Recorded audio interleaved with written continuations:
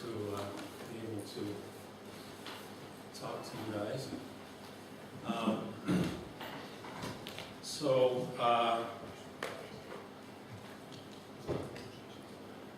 We begin by just acknowledging my collaborators in this work. So the team at Boulder, and then Tommaso Bellini, who's been a long time collaborator with our group. And Tommaso Fraccia, who's currently working from Tommaso's group, currently working in Boulder.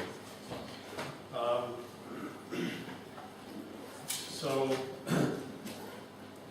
I'm going to sort of start out by just sketching our story, and then explain how we got into this and some of the aspects of the liquid crystal science. Okay, so this is a timeline of, I would say, the kind of, at this point, accepted timeline for the appearance of life on Earth. And there's a transition from a prebiotic situation to a metabolic situation, and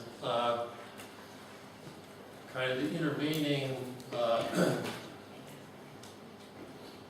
time was called the RNA world. So it was discovered now about 30 years ago that RNA can catalyze its own. It's not only a molecule that transmits information, but it also can catalyze its own chemistry. So this RNA is viewed as the sort of the transition between when information started sort of constructing molecules. But for the RNA world to appear, you need RNAs that have something like 30 or 40 bases to make these catalytic molecules. And so they're already highly selected. So before the RNA world, there's some situation in which you start from chemical noise, and you end up with populations of highly selected molecules. And so this is the era that will be of interest in my talk.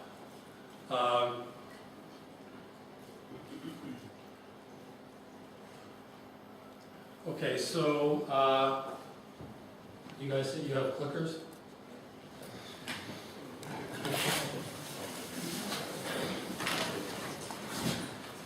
What, one clicker?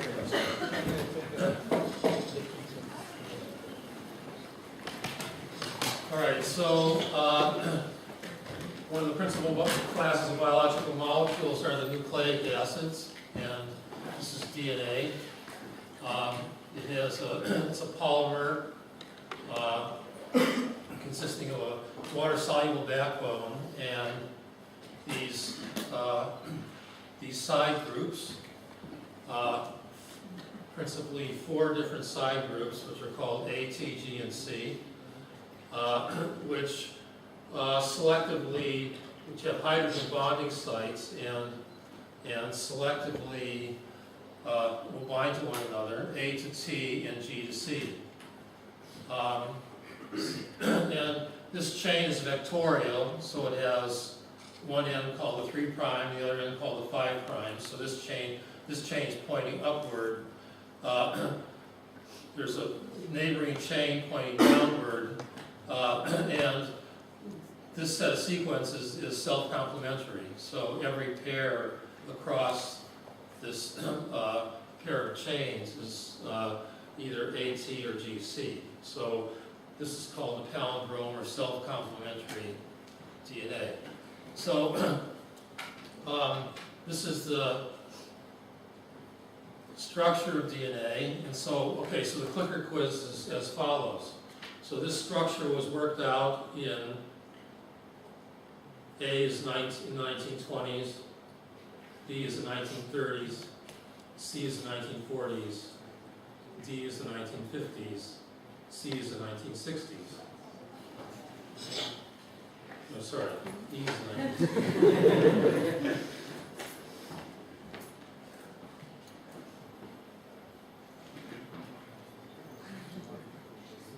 The system is on. Could you find on the blackboard? All right? The answers on the blackboard. A, B, C, D. Oh. Write the answer on the platform. So A is 1920s, B 1930s, C 1940s, D 1950s, and E 1960s.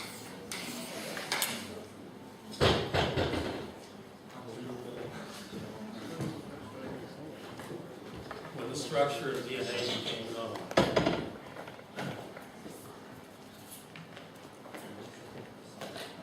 Only 14 volts.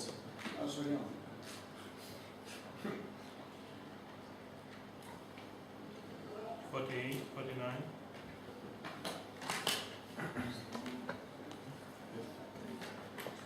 Okay, we'll have to stop, but could you vote one more time? Sorry.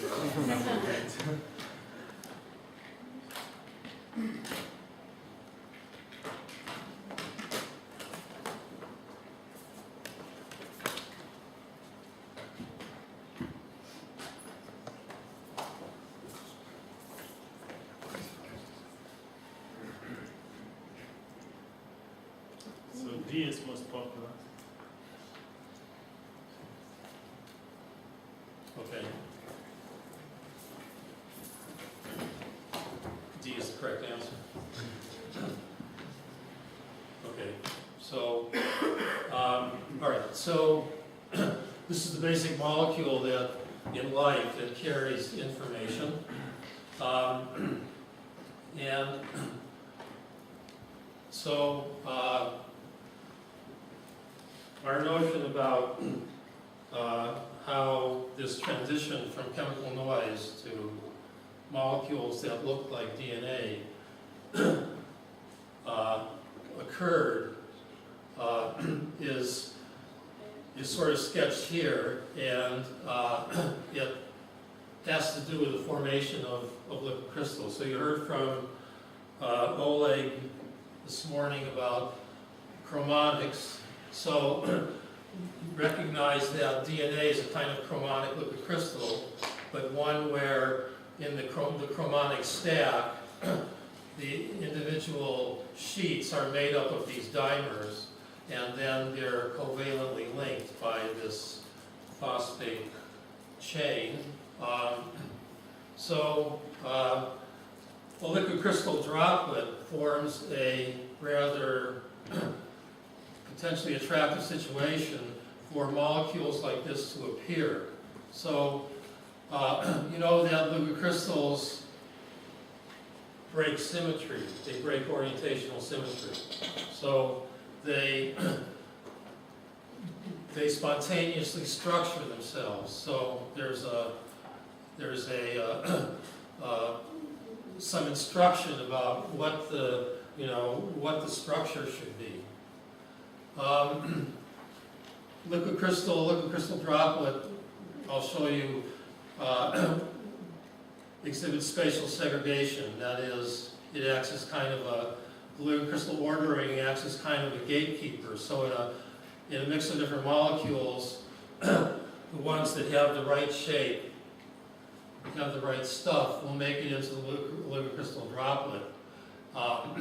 And we'll see that this is a multi-staged selection process. Liquid crystal has fluidity, which enables chemistry, and this the broken symmetry, the liquid crystal ordering, provides a template. Okay, so this is our notion, and so now let me kind of segue into how we got to this point. The story, I suppose, starts in the 1950s, in 1953. So here's our basic notion, that there was an era in the appearance of life where the sole purpose of life was to make liquid crystals. Okay. All right, so in Cambridge in 1953, the players are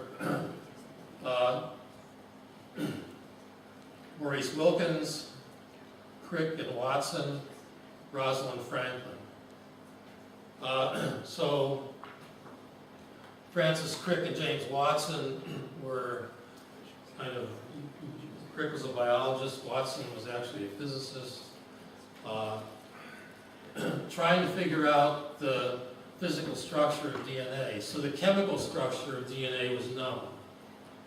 It was known that it was a polymer, it was known that it had these side chains, but how these things were organized physically was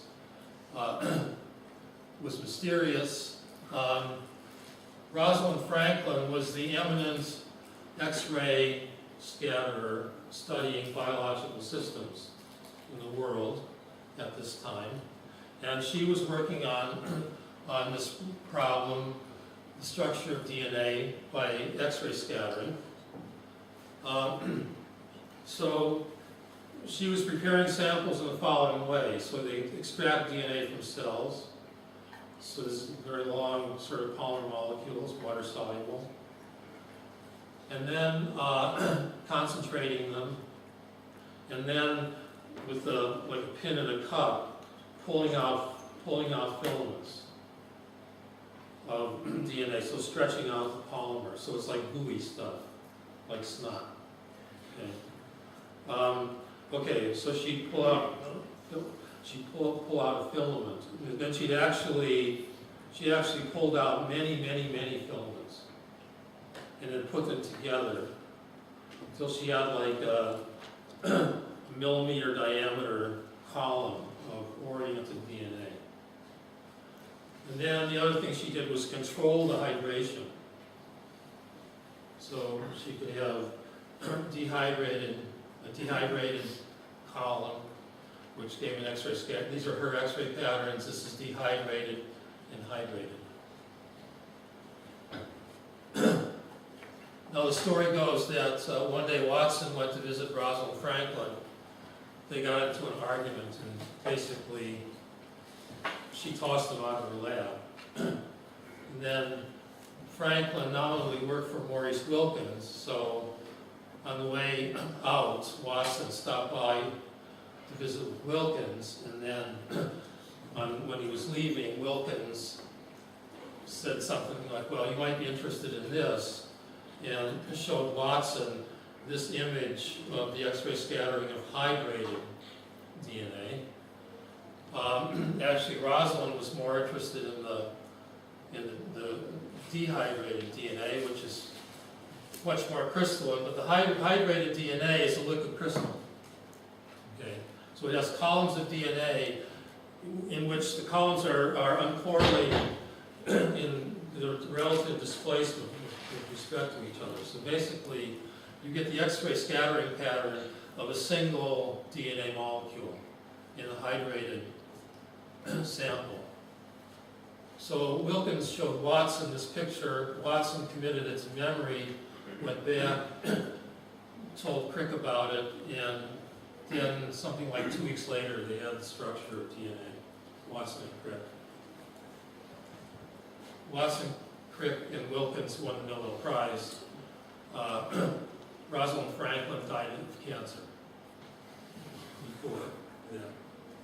probably from X-ray exposure, but that's not known. Okay, so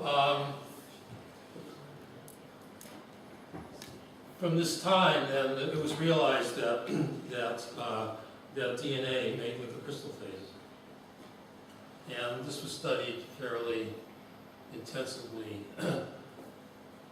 over the years. So they have a nematic phase, and this molecule is chiral.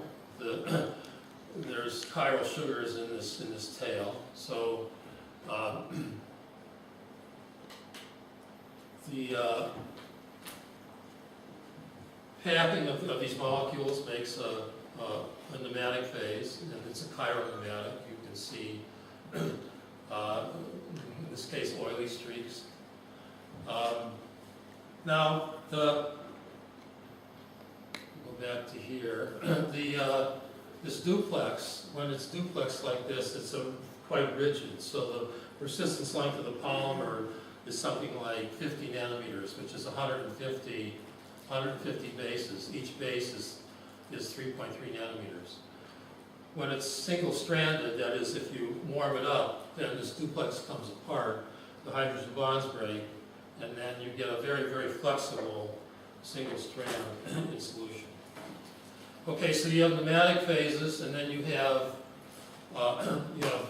columnar phases, where this is what Rosalind Franklin was looking at. So these columns are packed on a columnar lattice.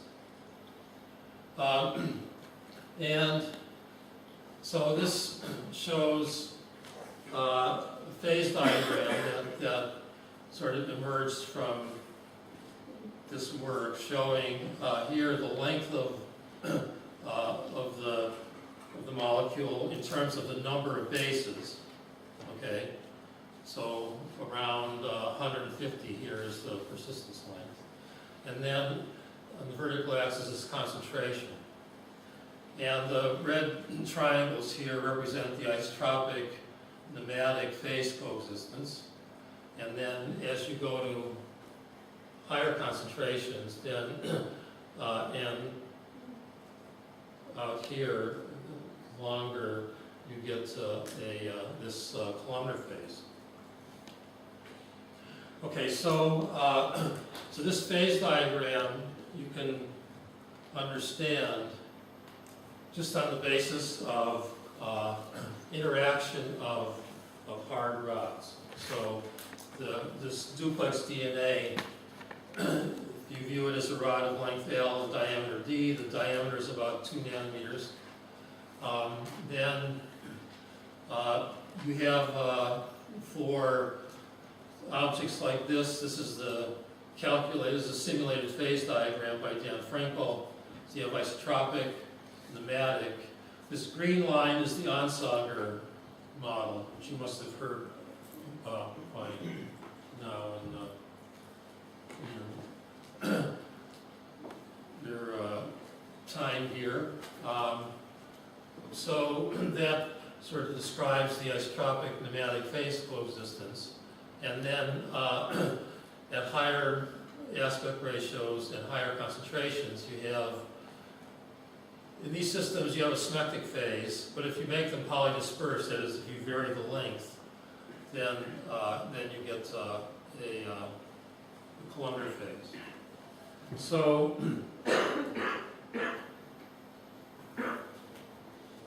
by around the mid-90s, this was the sort of accepted phase diagram for DNA in solution. So we got into this in the mid-2000s. Tommaso and I just wondering how short you could make DNA and still get liquid crystals. What's the shortest DNA that would make liquid crystal?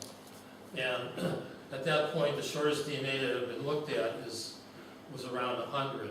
So, and most of the work had been done with 150, which is the length of a piece of DNA that wraps around the nucleosome. And as I say, it looked like you were sort of describing things pretty well by just this on-solder hard rod sort of picture. This just shows what happens in this hard rod system as you change the polydispersity. So at low polydispersity, so if you have hard rods and you have polydispersity of length, then as you increase the polydispersity, the tendency, the entropy gain by symmetric ordering disappears, and so then you end up with columnar phases, which is why DNA tends to make columnar phases. Another thing aspect that affects the phase behavior is the flexibility. So if you want to get a nematic phase, then in a same packing of hard, flexible rods, in this case these are infinite rods, if you want to get a nematic phase, then you need a certain degree of rigidity. So even if these columns are extremely flexible, you can pack them together and get a columnar phase, say out here. But if you want to get a nematic, then you need a certain level of rigidity. Okay, so we just, in answer to our question, what's the shortest piece of DNA that you can make a liquid crystal with? So we decided, looked in a database, and we decided that, well, the smallest ones that had been looked at were 100 bases, and well, we didn't want to go down to like 2 bases, so we just ended up sort of deciding to look at DNA that was 12 bases long. Okay, then we had to figure out what sequence we want, and so we ended up with this CGCG, TTAA, CGCG. So this is self-complementary. If you flip this over, put it next to itself, then all the pairs are complementary. Now it turned out that we'd sort of stumbled on one of the most studied DNA molecules. There were 800 papers on this molecule. It was actually one of the early DNAs to be crystallized, and the complete X-ray structure worked out. So it was the first molecule where the Watson-Crick duplex was visualized. Okay, so this is what we started out with. So that's down here in this phase diagram. And although on the basis of this sort of hard rod interaction, you would expect just the isotropic, what you find is that that this stuff has crystal phases, has nematic and columnar phases. Okay, so then we started looking at lots of other molecules. So this is the 10-mer with kind of an analogous structure that has nematic, columnar 1, columnar 2, and then some higher density phases. You can see that the nematic is chiral. In this case, the reflection color is in the green. So long DNA has a holosteric pitch that's about a micron, so it doesn't show any colored reflections. But the short DNAs turned out to have a much tighter pitch and a pitch of the opposite handedness, actually, as we'll see in a minute. Okay, so here's this sort of first sequence of molecules that we looked at, starting from 6 to 20 base pairs. These are the steric shapes of these things. So these guys, which have the shape basically of like a baby food jar, are much too isotropic to make liquid crystals by virtue of their their shape. And these guys are kind of getting close to the threshold where in the Onsager model you would get a liquid crystal, but they all have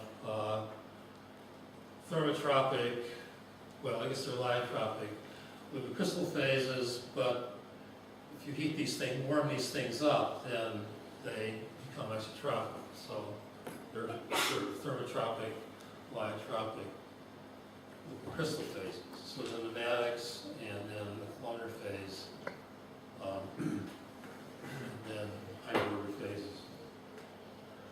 Okay, so this shows a cell where you have a gradient in concentration. So you can see that in the pneumatic phase, the pitch depends on concentration, and then here's phase transition to the columnar phase. This is a contact preparation between one of these, between the timber nanoDNA and long DNA, in going from left to right, and then water concentration going vertically. So then you can see that this pneumatic phase goes all the way across the phase diagram. So the pneumatic phase in the short DNA is the same phase as you get in long DNA. X-ray scattering on the columnar phase shows that it's hexagonal packing of these DNA columns. So what we end up with then is a new phase diagram with all this stuff down at short DNA, all these short DNAs exhibiting isotropic, pneumatic, and columnar phases at fairly high concentration. So, so 1800. This is concentration in mgs per mil. So 1800 is neat DNA. So 900 is 50% by volume DNA. Okay. So, like in the smallest one is the 6 mer, you have to go to 50% by volume DNA to see the pneumatic phase coming in. Okay, and then this just shows for these different lengths as a function, the thermotropic behavior. So as you go down in length, then you have to go down in temperature in order to get the liquid crystal phase. And around 6, you're at, well, getting close to room temperature and below. Okay. Now, even if you have neat DNA at this at this concentration, 50%. So you have the DNA. You have this phosphate chain, which is ionized, so it's an acid. You have sodium counter ions in between in the water. At this concentration, the sodium concentration, without any added salt, just from the native counter ions, is about 2 molar. So it's basically chains plus this solvent with a lot of ions. So so this stuff doesn't freeze, and you can go well below room temperature if you want. Now, in addition, so everything we're doing is in the context of pairing of molecules. There are other arrangements for some of the bases. For this is for G, AC, G, ATGC. So this is G. G can hydrogen bond into a tetramer, which also forms liquid crystal phases. But we've sort of stuck in our work to the dimers. All right, so why do we have liquid crystals when Onsager says there shouldn't be any? Well, it's because of the chromatic nature of DNA. So we know that in a chromatic you can get stacks of aromatic sheets if they're suitably, if they have sort of water-soluble groups. So this is sunset yellow. This is the GC pair at the in a DNA. So you can see that, roughly speaking, it's kind of the same size as sunset yellow. So a GC pair will tend to form a chromatic stack, as does sunset yellow. So when you get to the end of a piece of DNA, then you have this last sheet, which is a hydrophobic surface, and will tend to attract a like end to sort of eliminate this oily surface. So that makes for an end-to-end attraction between these short DNAs. So, and it also makes for this multi-step hierarchical assembly. So you start out with single strands. If they're complementary, then they'll form a duplex. And then these duplexes will stack end to end. So forming aggregates which satisfy the Onsager criterion. And so then these guys become anisotropic enough to make liquid crystal phases. So there's an assembly based on the complementarity into duplexes. Duplexes stack, then the stacks phase separate and organize into liquid crystal phases. Then you get these macroscopic textures. And you can do computer simulation of this. So here we have little, disc-shaped objects in solution, which, with this kind of end-to-end adhesion,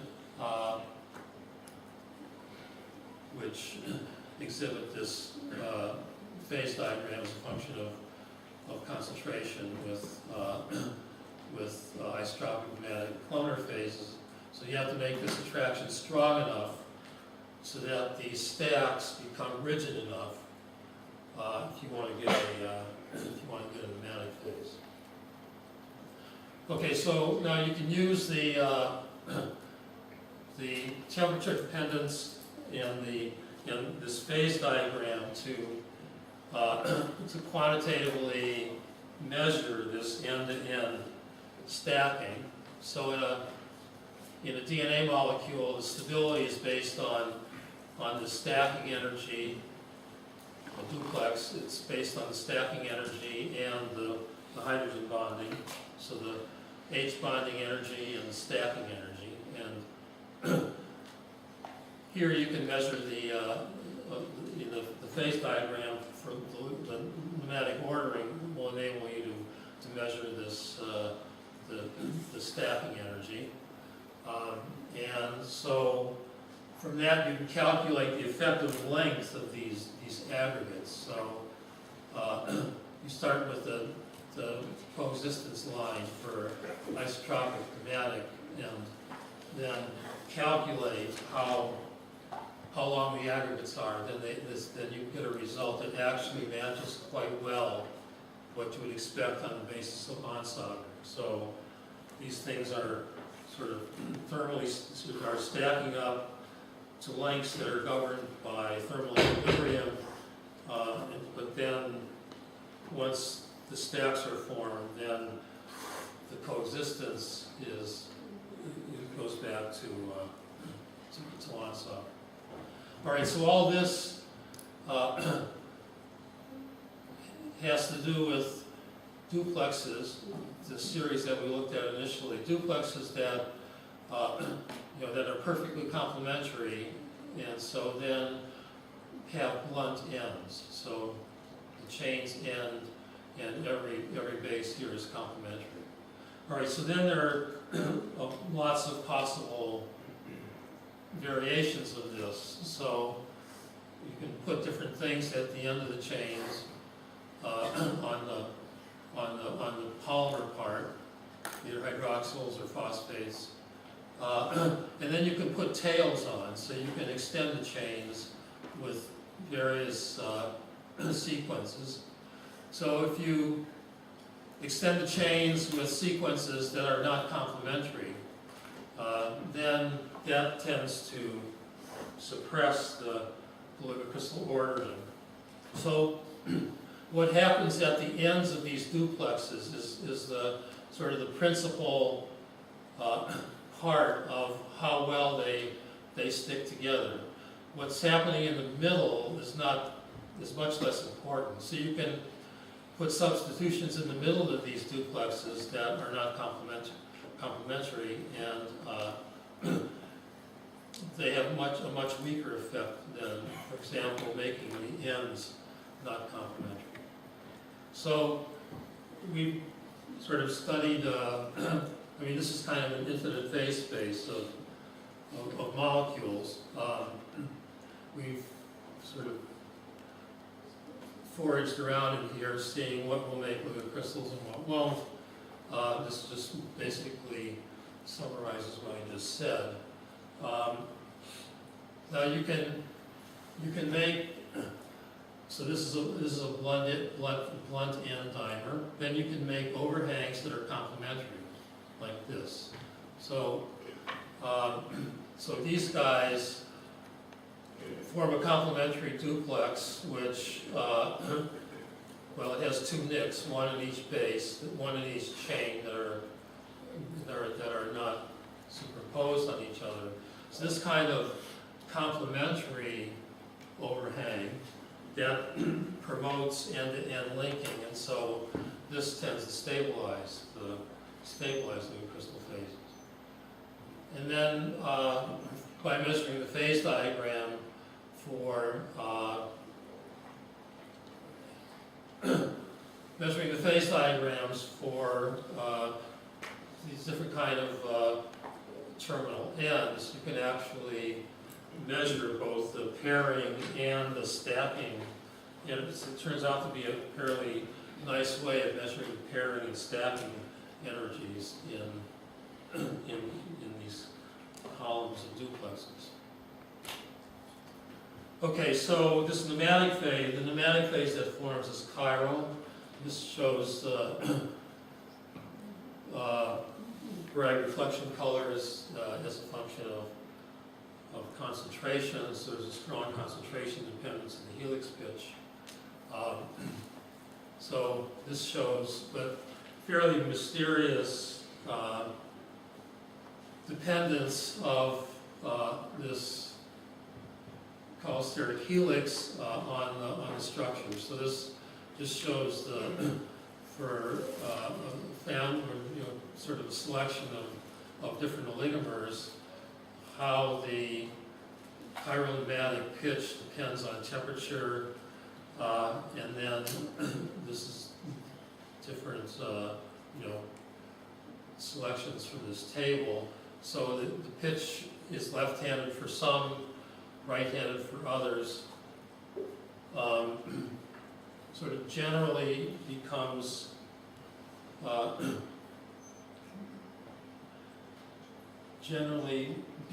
tighter as we go up in temperature.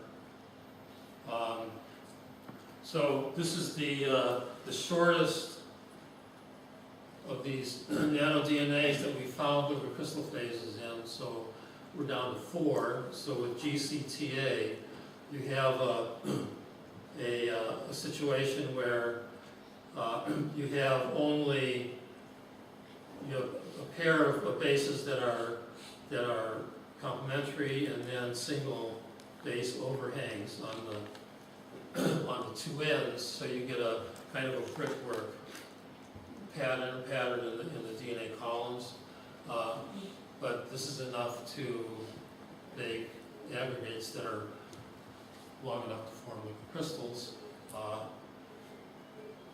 In this case, at below room temperature. All right, so trying to understand the helix pitch of the system is really complicated. You think of a pair of these duplexes interacting with one another. So there are steric interactions, and there are electrostatic interactions. There's been actually quite a bit of work on trying to understand this, but it's fairly, I would say, fairly open at this point. So long DNA and the blunt end dimers, they make a right-handed helix. A right-handed helix. The sticky-ended dimers, they look like long DNA, so they make a left-handed helix. And then you can do the same thing with RNA. RNA is, well, it's a quite different situation. So in DNA, the bases are perpendicular to the long axis of the helix, whereas in RNA, they're oblique. So the orientational constraints in stacking are much stronger in RNA. But the phase behavior is pretty similar. Okay, so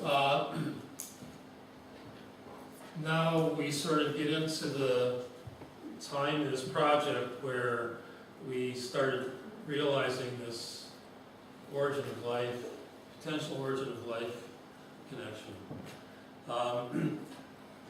And this happened when we started making mixtures of single strands. In this case, so this is a pair that are complementary, but not self-complementary. So A and B will pair up with one another, but A will not pair up with itself, and B will not pair up with itself. Okay, so in the self-complementary case, the original series of experiments, all the molecules were the same. At high temperature, they were single strands in solution. You cool, then they duplex, and then the duplexes aggregate, and basically you fill space with the crystal phase. Now, if you make a equimolar self-complementary pair, then you have essentially the same scenario. So now we have two species, A and B in solution. If you cool, typically this melting transition is about 80 centigrade. So you cool, the A's and B's find one another and make duplexes. The duplexes stack, make moving crystals. Okay, so that's the same, basically the same scenario as for the self-complementary. But now you can make mixtures of any concentration of this AB system. And so if you put one of the species in excess, in this case the yellow, then when you cool, you end up with, so we have the A's yellow and the B's are green. So the green guys are all able to find mates. And so they duplex. That leaves a lot of extra yellow in solution. Okay, so then these duplexes find one another and they form a liquid crystal. Now in this case, this liquid crystal formation is a first order phase transition. It's essentially a condensation of this liquid crystal drop, and in solution you see these birefringent droplets. So what's happened here is that the liquid crystal formation has has gathered all the complementary DNA in its solution. So it's physically separated all the complementary DNA. And this separation is based on this series of self-assembly steps, first making duplexes, then duplexes stacking, and then phase separation itself. I have a question. Yeah. What's the driving force for the aggregates, the formation of the stacking? So that's this end-to-end, so the, Sticky. it's like in a chromatic, in a crystal. So each, we have, say, these are 12ers, so you have this duplex with 12 bases stacked. Okay, so that's like a part of a chromatic of a crystal with 12 molecules. And over here you got another one of these things.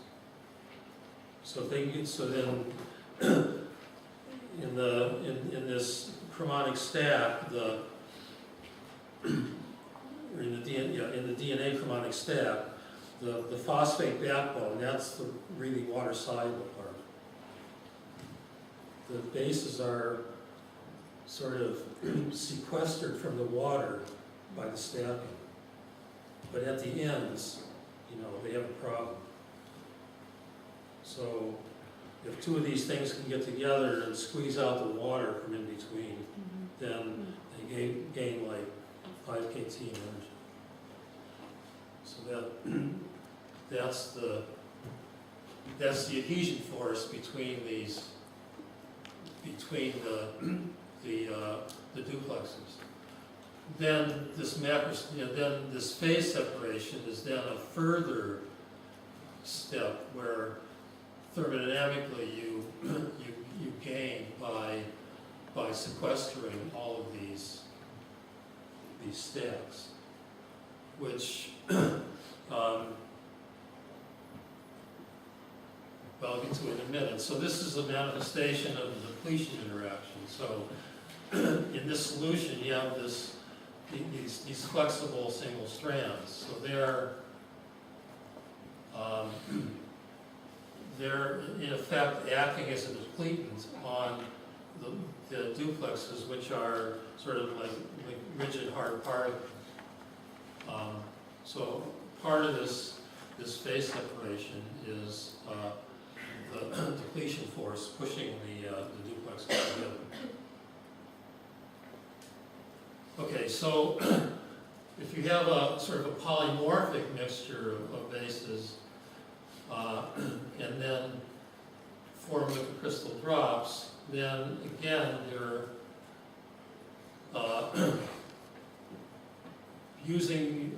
effectively using liquid crystal to separate out the complementary bases.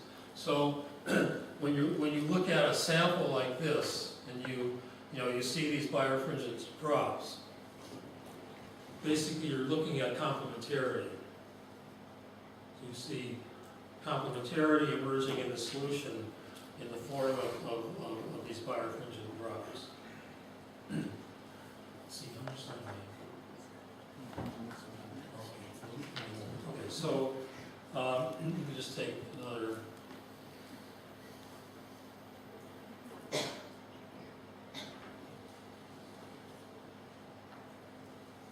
Minute here, and I'll finish up. Okay, so a mixture of molecules, and for example, you can make these molecules with random sequences of bases. You'll get liquid crystal drops forming, where the complementary ones, sufficiently complementary ones, have found each other. And so you have, in a chemically noisy solution, you have drops of this structure. And now we're going to put in to this mix the potential for ligation. So some chemistry that will connect up. Say, each one of these guys got a red end and a green end, so connect up the red ends to the green ends. Now, if you do that in this isotropic part, then you just get longer DNA. If you do that in the liquid crystal part, then you get longer complementary DNA. So the liquid crystal formation is a positive feedback for enhancing complementarity in the presence of ligation. So we've actually demonstrated this. So with a water-soluble carbodiamide like PDC in solution with DNA, and in this case PEG, which is a water-soluble polymer that acts as a depletant, concentrates the liquid crystal, sort of promotes the formation of the liquid crystal droplets. Then as you make this mixture, let it set overnight as a function of increasing PEG concentration, then you find that when the liquid crystal domains start appearing in this gel electrophoresis assay, you can see monomers, dimers, trimers, tetramers, etc. So you see this elongation of these complementary molecules is promoted by the liquid crystal order. So this is basically where we are in this scenario. So, thank you very much.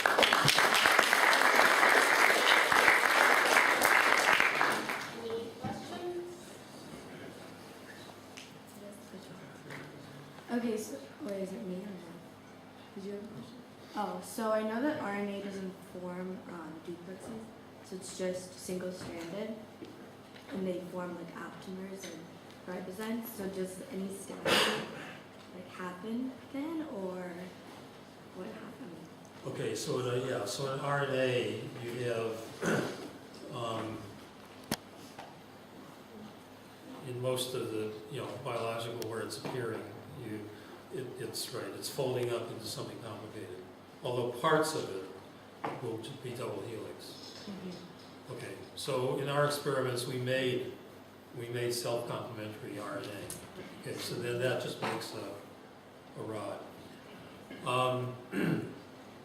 These other more, the things like the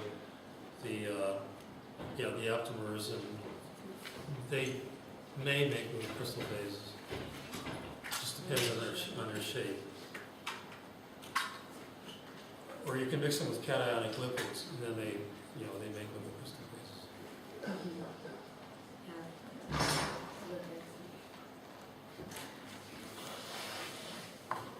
Is there any indication that the enhanced complementarity, people look at crystallinity, is there any indication that is required for the origins of life, or just might be a nice thing to have to step along? Okay, so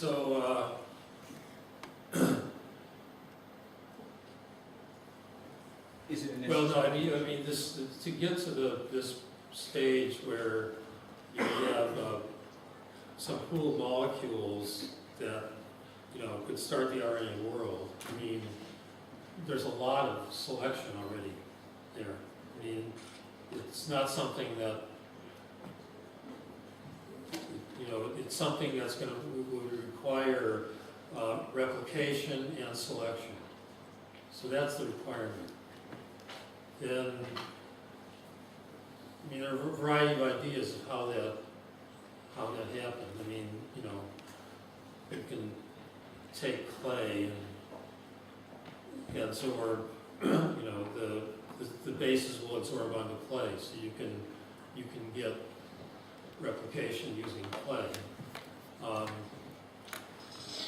what we like about the liquid crystal is that you end up with this rod-shaped polymer. So the template, seems to be like something driving formation of a rod-shaped polymer, which sounds like a liquid crystal.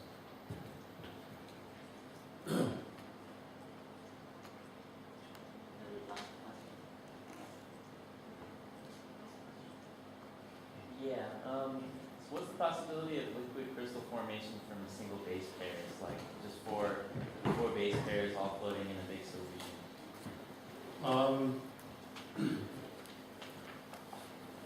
Well, it'll be below room temperature somewhere. But, I think we'll probably get down to single bases.